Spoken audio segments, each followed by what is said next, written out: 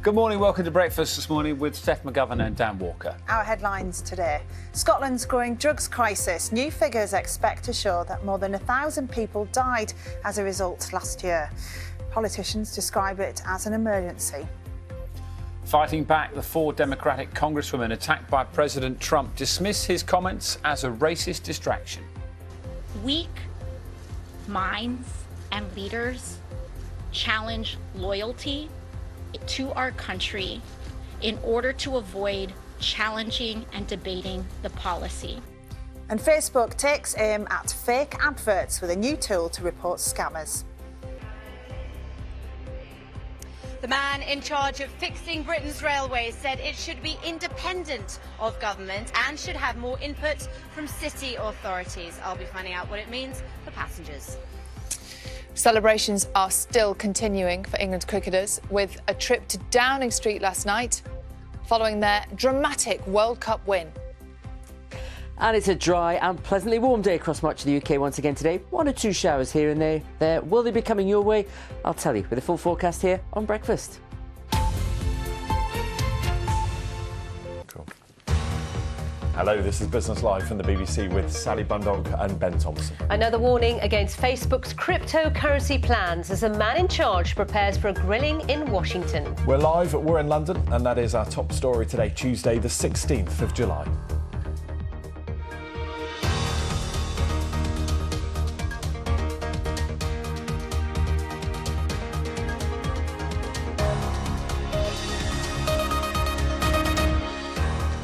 US Treasury Secretary shares concerns that Libra could be abused by criminals as US politicians search for more detail about how Facebook's plan will work.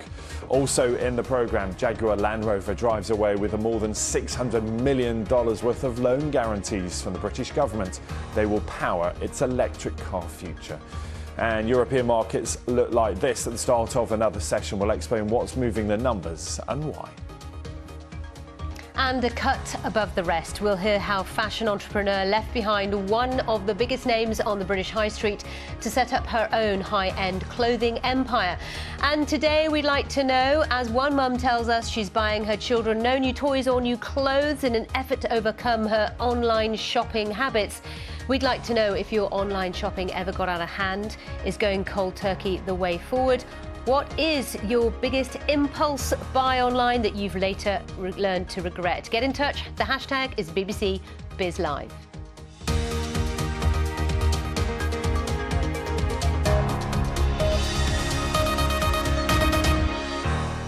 Yeah, many of you getting in touch with us on that story already. Just joined the conversation using the hashtag BBC BizLive. Now,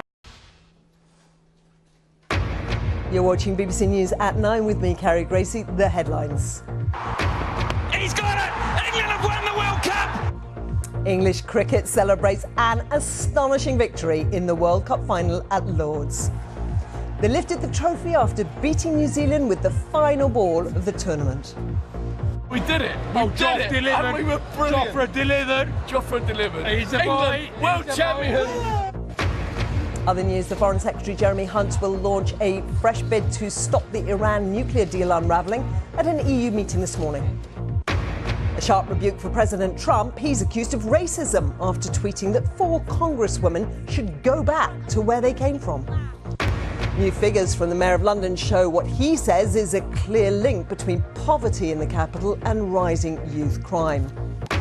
It wasn't all the cricket. It went down to the wire at Wimbledon. Novak Djokovic makes history after beating Roger Federer in a final set tiebreak.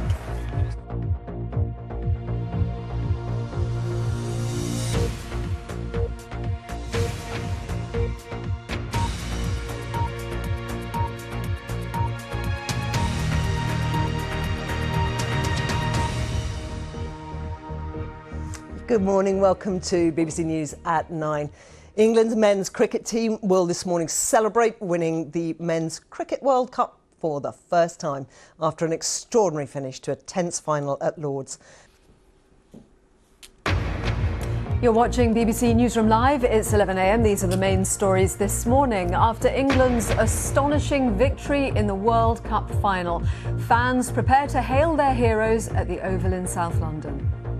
The men's team lifted the trophy after beating New Zealand with the final ball of the tournament. A fresh bid to stop the Iran nuclear deal unravelling. The Foreign Secretary Jeremy Hunt joins EU counterparts to discuss ways to respond to recent tensions. Well, it isn't dead yet, and we are totally committed to keeping the Middle East denuclearised. Senior Democrats accuse President Trump of racism after he tweeted that 4 Congresswomen should go back to where they came from. New figures from the Mayor of London show what he says is a clear link between poverty in the capital and rising youth crime. And 50 years after the moon landing, the family of an astronaut tell about how he felt seeing the Earth rise from the lunar surface.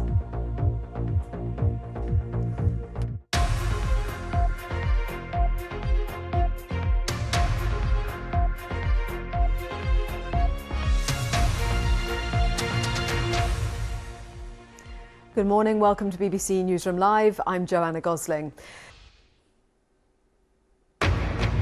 Jubilant scenes at the Oval as cricket fans celebrate England's dramatic World Cup win. Supporters of all ages turned out to cheer the England team after their victory by the tightest of margins. I'm also definitely flying yesterday. I probably sunk in a little bit more this morning. But it was just a really, really great day yesterday, especially sharing it with the lads. We'll try and get your cricket pulses racing again, looking back and also looking forward here at the Oval. And the other main stories this lunchtime. Completely unacceptable. Theresa May's verdict on President Trump's latest Twitter outburst, branded racist by critics. A man from South London is found guilty of the murder of a businessman using the sex drug GHB. The murder of Kelly Ann Fovrell and the manslaughter of her baby son. A man appears in court. It's one small step for man, one giant leap for mankind. And in the week of the 50th anniversary of the first man on the moon, what was it like for the families left back on Earth? And coming up on BBC News, a record-breaking men's final at Wimbledon where Novak Djokovic beat Roger Federer in just under 5 hours, taking his 16th Grand Slam title.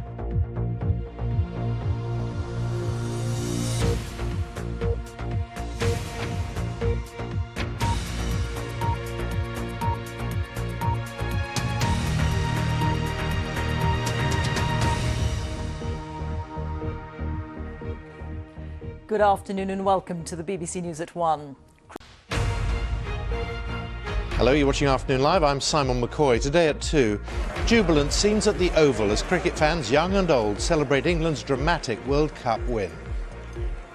I'm also definitely flying yesterday. I probably sunk in a little bit more this morning. But it was just a really, really great day yesterday, especially sharing it with the lads. And I'm John Watson, live at the Oval with more reaction from what's been an extraordinary tournament. A serial thief who targeted victims through dating apps is found guilty of murdering a businessman using the drug GHB.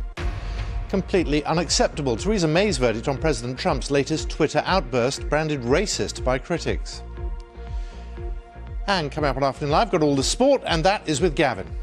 Indeed, absolutely right, Simon. We'll have more on the Oval celebrations, plus the latest on England at the Netball World Cup. They take on Jamaica a bit later on. See you later on, Gavin. Thank you very much. Nick is looking at the weather for us. Nick. Hi there, it's high pressure to start the week, low pressure taking over later in the week, and that means it turns wetter and breezier. I've got the forecast, plus I'll be getting on your goat, Simon, with news of something old but increasingly popular in a way of dealing with the spread of wildfires. Look forward to that, Nick. Thank you very much. Also coming up, more celebrated in death than in life. Alan Turing, the mathematician who helped invent modern computing and to break the German Enigma code, will be the face of the new £50 note.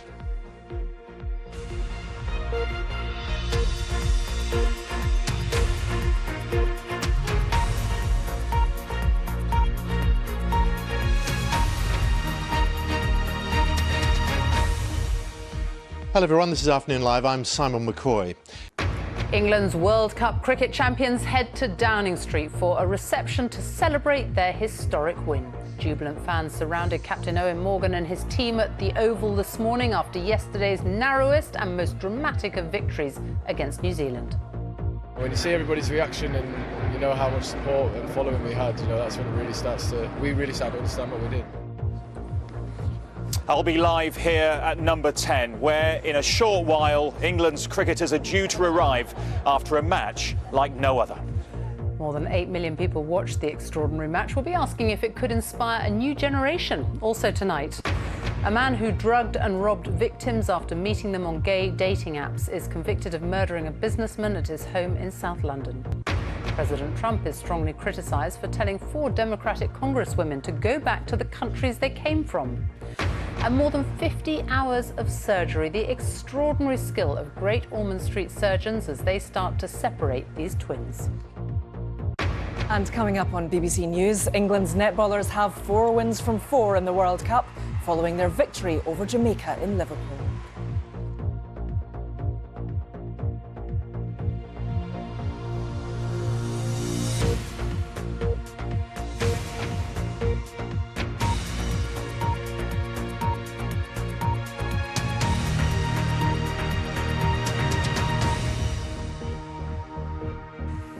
Good evening and welcome to the BBC News at 6.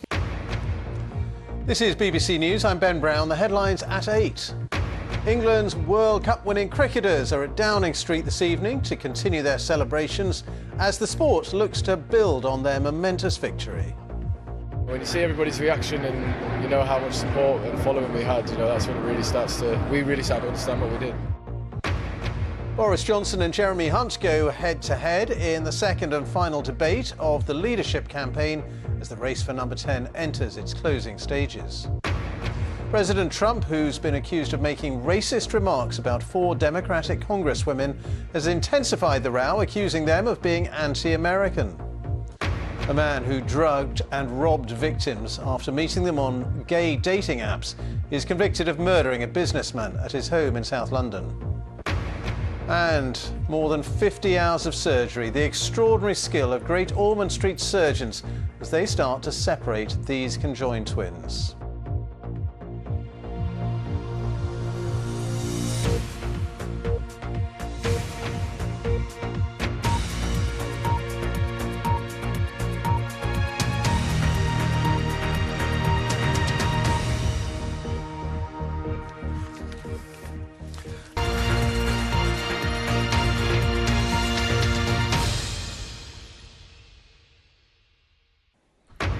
A hero's welcome for England's Cricket World Cup winners as their extraordinary victory is celebrated in Downing Street.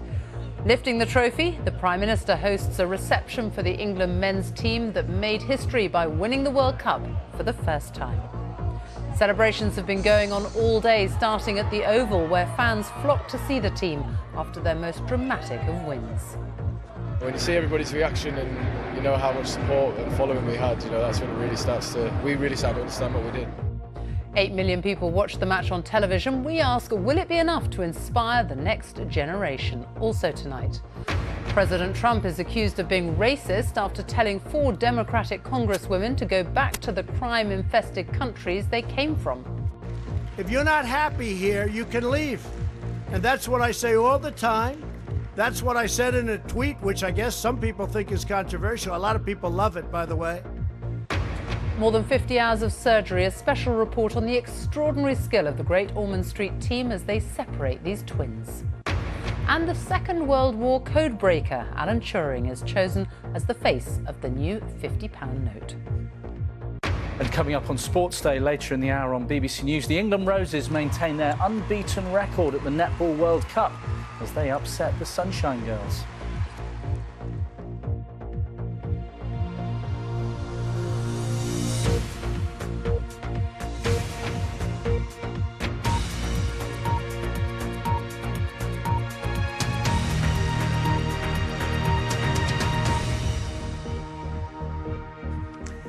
Good evening. Hello, a warm welcome to Newsday. I'm Kasia Madeira in London. The headlines. President Trump refuses to back down over his racist remarks about 4 Democratic congresswomen. You can say what you want, but get a list of all of the statements they've made.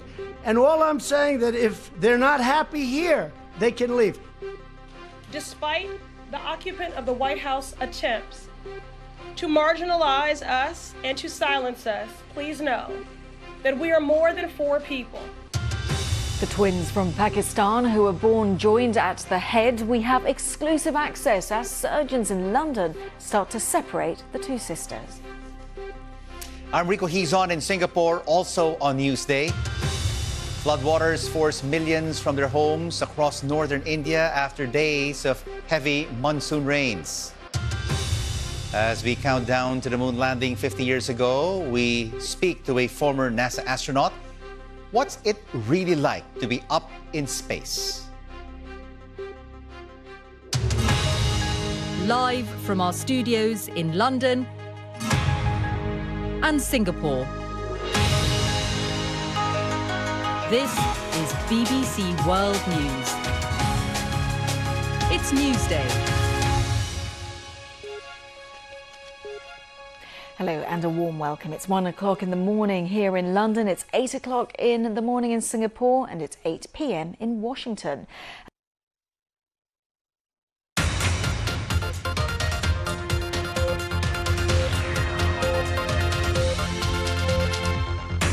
Weighing up Libra, the U.S. Treasury Secretary doubles down on President Trump's attacks on Facebook's planned cryptocurrency.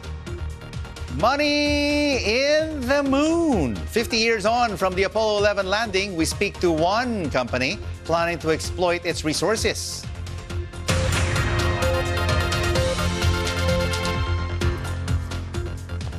Good morning, Asia. Hello, world. It's a Tuesday. Glad you could join us for another exciting edition of Asia Business Report.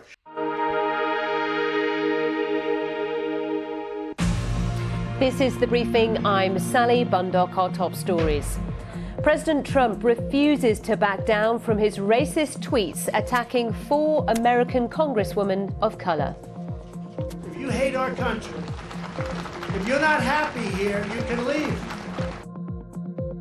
As we all know, the recent tweets and words from the president are simply a continuation of his racist and xenophobic playbook. We cannot allow these hateful actions by the president to distract us from the critical work to hold this administration accountable. The twins born from Pakistan joined at the head. We have exclusive access as surgeons in London start to separate the sisters.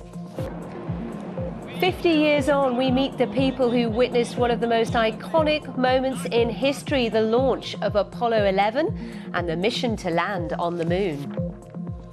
In Business Briefing, Facebook faces some tough questions about its new cryptocurrency, with regulators wanting answers on how it will be governed.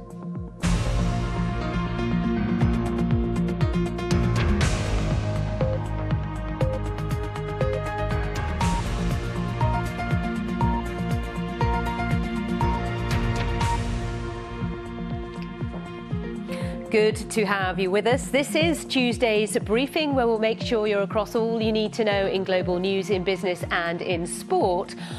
Also, we'd love you to be a part of the conversation. This story is proving popular on our website today. The mum who's committed to a no-buy year in a bid to overcome an online shopping habit fueled by social media. So is online shopping too easy? And what is your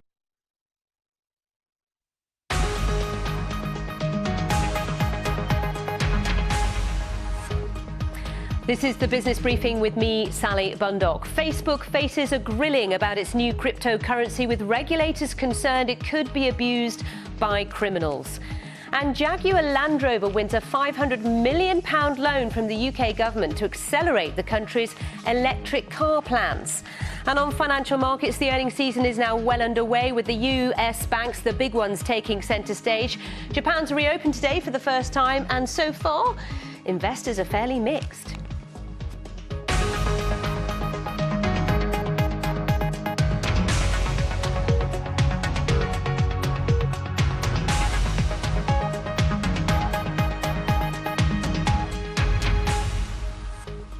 Facebook's hugely ambitious plans to create its own global cryptocurrency has been under growing scrutiny since it was unveiled last month, and in a few hours the man in charge of the project